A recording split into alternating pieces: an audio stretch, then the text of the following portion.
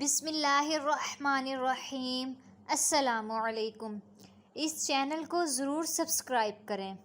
ناظرین گرامی، اللہ تعالیٰ نے بنی نوع انسان کی رہنمائی کے لیے کم و بیش 1,24,000 انبیاء علیہ السلام کو مبعوث فرمایا۔ انبیاء کرام علیہ السلام کی وسعت کا سلسلہ حضرت آدم علیہ السلام سے شروع ہوا اور اس مبارک سلسلے کا اختتام حضرت محمد صلی اللہ علیہ وسلم کی ذات اقدس پر ہوا کہ آپ صلی اللہ علیہ وسلم خاتم النبیین۔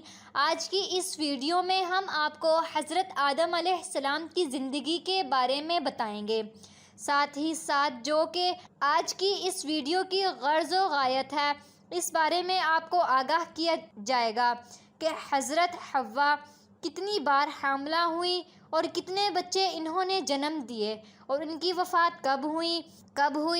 حضرت آدم علیہ السلام کا ذکر کیا جائے، تخلیق آدم کا ذکر کیا جائے تو حضرت جبرائیل علیہ السلام کو وہ حکم دینا بھی آپ کو یاد ہوگا کہ اللہ تعالیٰ نے جبرائیل علیہ السلام کو حکم دیا کہ کرۂ ارض سے مٹی لے کر آؤ۔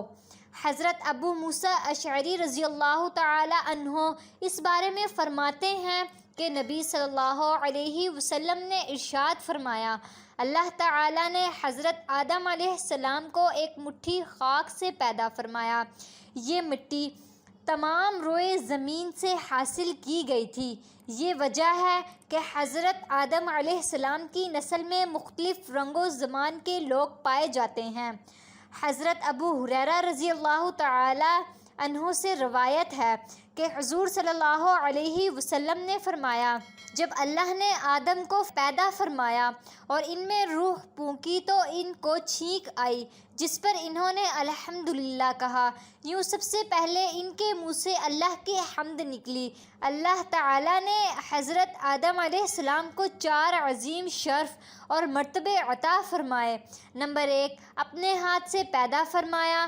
نمبر 2، روح پھونکی۔ نمبر 3، فرشتوں کو سجدہ کرنے کا حکم دیا۔ نمبر 4، اشیاء کے ناموں کے علم سے سرفراز فرمایا۔ حضرت آدم علیہ السلام کی پیدائش کا واقعہ ہے۔ حضرت آدم علیہ السلام کی پیدائش کا ذکر ہم نے کر ہی دیا اور حضرت آدم علیہ السلام اور حوا علیہ السلام کے جنت میں ذکر کے بارے میں بتاتے ہیں۔ یوں تو جنت میں تمام آسائش نعمتیں موجود تھیں، لیکن ان کے باوجود حضرت آدم علیہ السلام تنہائی اور اجنبیت محسوس کرتے تھے۔ چنانچہ اللہ تعالیٰ نے ان کی تنہائی دور کرنے کا بندوبست فرماتے ہوئے حضرت حوا علیہ السلام کو پیدا فرمایا۔ محمد بن اسحاق حضرت ابن عباس سے روایت کرتے ہیں کہ حضرت حوا علیہ السلام کو حضرت آدم علیہ السلام کی بائیں طرف کی چھوٹی پسلی سے پیدا کیا گیا جبکہ وہ سو رہے تھے۔ پھر اللہ نے حضرت آدم علیہ السلام کو حکم فرمایا، وہ ان کی بیوی ہیں، جنت میں سکونت فرمائے اور فرمایا جہاں سے چاہو بلا روک ٹوک کھاؤ، لیکن اس درخت کے پاس نہ جانا ورنہ ظالموں میں سے ہو جاؤ گے۔ حضرت آدم علیہ السلام اور حضرت حوا علیہ السلام آرام و سکون سے جنت میں رہنے لگے۔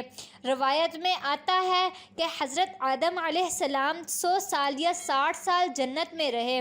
اس عرصے میں دونوں پر جنت کے کسی بھی حصے میں جانے پر پابندی نہ تھی سوائے شجر ممنوعہ کے۔ شیطان یہ ان دونوں کا کھلا دشمن تھا اور اپنی سزا کا بدلہ لینے کے لیے بے قرار تھا۔ اس کی شدید خواہش تھی کہ اللہ کے حکم کی خلاف ورزی کریں۔ پھر شیطان نے ان دونوں کے دلوں میں وسوسہ ڈالا تاکہ ان کی شرمگاہیں جو ایک دوسرے سے پوشیدہ تھیں بے پردہ ہو جائیں۔ اس نے انہیں کہا کہ تمہارے رب تم دونوں کو اس درخت سے اس لیے منع فرمایا ہے کہ کہیں پھل کھا کر تم دونوں فرشتے نہ ہو جاؤ یا کہیں ہمیشہ زندہ رہنے والوں میں سے ہو جاؤ۔ شیطان کی ان باتوں نے حضرت حوا کو سوچنے پر مجبور کر دیا۔ پھر شیطان کے مسلسل اور تواتر کے ساتھ سازشیں رنگ لائیں اور اس نے حضرت حوا علیہ السلام کو پھل کھانے پر راضی کر لیا۔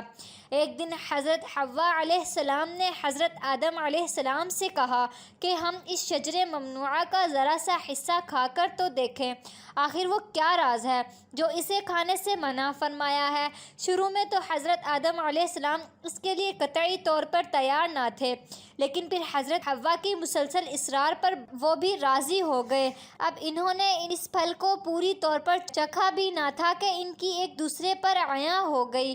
اس پر دونوں بدحیاسی اور پریشانی میں جنت کے درخت کے پتوں کو توڑ توڑ کر اپنا بدن چھپانے لگے۔ اللہ نے دونوں کو پکارا اور فرمایا کہ میں نے تم کو منع نہیں کیا تھا کہ اس درخت کا پھل نہ کھانا، اور شیطان کے ورغلانے سے یہ تمہارا کھلا دشمن ہے۔ دونوں نے جب اللہ کی پکار سنی تو خوف الہی سے کانپ اٹھے، نہایت لاچارگی اور عاجزی سے اپنی خطا پر نادم و شرمندہ ہوتے ہوئے بارگاہ خداوندی میں عرض کیا، اے ہمارے رب، ہم دونوں سے بہت بڑی غلطی ہو گئی ہے، مگر اب آپ نے ہم پر رحم و کرم نہ کیا اور معاف نہ کیا تو ہم تباہ و برباد ہو جائیں گے۔ حق تعالیٰ نے فرمایا کہ اب تم دونوں ایک خاص مدت تک زمین پہ ہی رہو گے، جہاں تم ایک دوسرے کے دشمن ہوں گے، اور وہاں ہی اور اسی میں سے پھر پیدا ہونا ہے، چنانچہ اور وہاں ہی مرنا ہے اور اسی میں سے پیدا ہونا ہے۔ چنانچہ دونوں کو زمین کی طرف روانہ کر دیا گیا۔ روایت میں آتا ہے کہ حضرت آدم علیہ السلام کو، حضرت حوا علیہ السلام کو جدہ اور ابلیس کو بصرہ سے چند میل کے فاصلے پر دم سمان کے مقام پر اتارا گیا۔ حضرت صدیق رحمۃ اللہ علیہ فرماتے ہیں کہ جب حضرت آدم علیہ السلام جنت سے ہند میں اترے تو ان کے پاس حجر اسود تھا، جنت کے درختوں کے پتوں کی ایک مٹھی بھی تھی۔ جب حضرت آدم علیہ السلام جنت سے ہند میں اترے تو ان کے پاس حجر اسود تھا اور جنت کے درختوں کے پتوں کی ایک مٹھی بھی تھی۔ پھر حضرت آدم علیہ السلام نے ان پتوں کو زمین پر پھیلا دیا اور یہ خوشبودار درخت ان پتوں ہی کے ہیں۔ حضرت ابن عباس سے مروی ہے کہ حضرت جبرائیل علیہ السلام حضرت آدم علیہ السلام کے پاس آئے اور گندم کے 7 دانے لائے۔ حضرت آدم علیہ السلام نے پوچھا، یہ کیا ہے؟ عرض کیا، یہ اس درخت کا پھل ہے جس سے آپ کو روکا گیا تھا لیکن آپ نے تناول کر لیا تھا۔ عرض کیا، ان کو زمین میں بو دیجئے۔ حضرت آدم علیہ السلام نے بو دیے اور وہ دانے وزن میں ان دنیا کے دانوں سے لاکھ درجے زیادہ تھے۔ وہ دانے آگے حضرت آدم علیہ السلام نے فصل کاٹی، پھر دانوں کو بھوسے سے کیا، پھر صفائی کی، اسے پیس کر آٹا گوندھا اور روٹی پکائی، اس طرح محنت و مشقت کے بعد اسے کھایا۔ اب سوال جو در حقیقت سوال تھا، اس سوال کی طرف آتے ہیں کہ حضرت حوا کتنی بار حاملہ ہوئیں اور کتنے بچوں کو انہوں نے جنم دیا۔ اسی منابع میں آیا ہے کہ آدم اور حوا جنت میں ناز و نعمت میں تھے، لیکن ابلیس جو کہ سانپ کے منہ سے بولتا تھا، اس نے مور کی مدد سے انہیں دھوکہ دیا اور ممنوعہ پھل کو پہلے حوا اور اس کے بعد آدم نے کھایا۔ روایت میں ہے کہ جب تک آدم کا عقل سالم تھا اس نے پھل نہیں کھایا۔ اس کے بعد حوا نے آدم کو شراب پلائی اور پھر اسے اس درخت کے پاس لے گئی اور اس سے پھل کھانے کے لیے کہا، یعنی یہ مختلف قسم کی روایتیں ہیں۔ آدم اور حوا امر الہی کے مخالفت ممنوعہ پھل کو کھانے کے بعد جنت سے باہر نکالے گئے۔ مستحق سزا کے علاوہ حوا کو اور اس کے بعد دوسری تمام عورتوں کو بہت سی سزائیں جیسا کہ ماہواری، ہمزجگی کا گئیں۔ جنت سے نکالے جانے کے بعد آدم ہندوستان میں اور حوا جدہ میں اتریں اور توبہ بعد عرفات کے مقام پر ایک دوسرے سے ملاقات ہوئی۔ انہوں نے حج کے بعد اعمال کو بجا لایا اور حوا کو پہلی بار ماہواری ہوئی۔ آدم علیہ السلام نے زمین پر اپنے پاؤں مارے اور آب زمزم جاری ہوا اور حوا علیہ السلام نے اس پانی سے غسل کیا۔ اما حوا کے بارے میں یہ بات آتی ہے کہ وہ 20 بار حاملہ ہوئیں اور 40 بچوں کو جنم دیا۔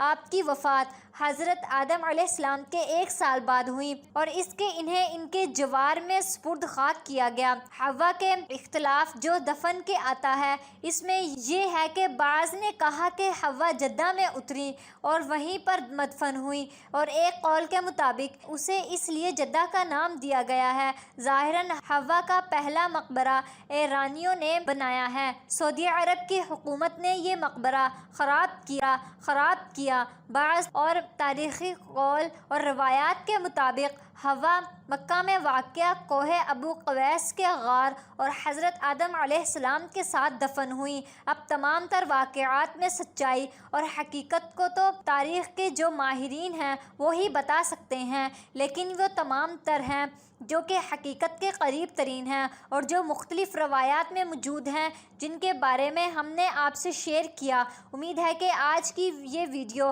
آپ کو پسند آئی ہوگی۔ آئندہ آنے والی تمام ویڈیوز کو حاصل کرنے کے لیے آپ ہمارے چینل کو سبسکرائب